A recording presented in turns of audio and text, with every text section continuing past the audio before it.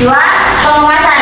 Bertanggung jawab dalam pengemasan yang baik hingga sampai ke tangan konsumen, melakukan packing sesuai SOP yang sudah ditentukan. 3. Memastikan semua produk sudah dikemas dalam keadaan aman, rapi, dan baik. 3. Pemasaran. Bertanggung jawab dalam menganalisis dan menyusun strategi pemasaran untuk mencapai tujuan yang diinginkan.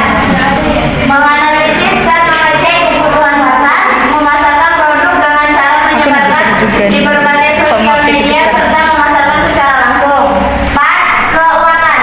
Melaporkan keadaan keuangan usaha, menjaga kestabilan keuangan, mempersiapkan keuangan dan mencatat pengeluaran biaya saat produksi maupun laba dan rugi. Selanjutnya akan dijelaskan oleh Rania.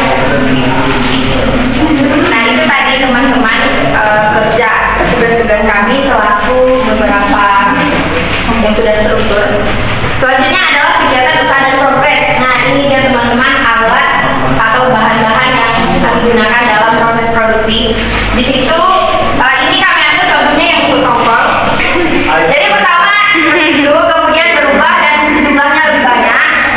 Dan kemudian setelah diperbarui lagi menjadi seperti ini, dan yang di bawah teman-teman yang sudah membeli ada beberapa kendala. Yang pertama, kurangnya tenaga kerja dalam membantu proses produksi.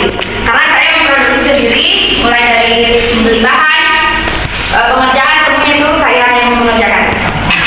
Nah, jadi bagaimana saya mengatasi kendala ini, yaitu saya cicil pengerjaannya.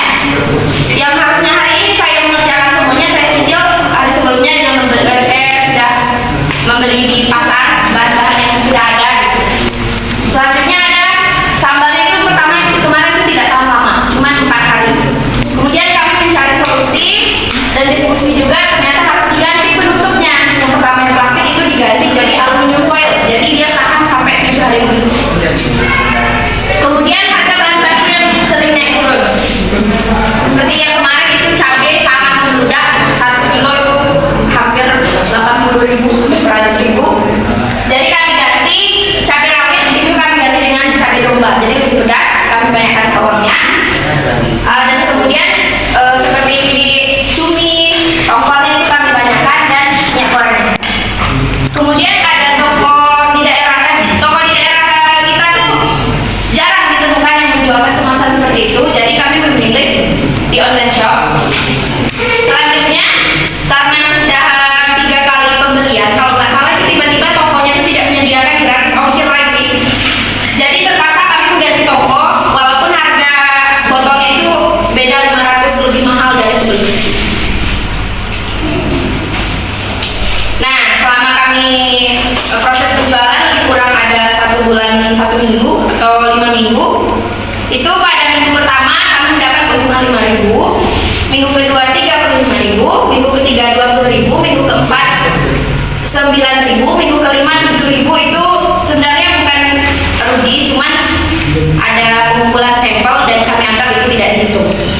Nah, jadi totalnya ada 62.000. Mungkin penutup bisa dilanjutkan teman saya. Saya akan melanjutkan penjelasan dari Rania.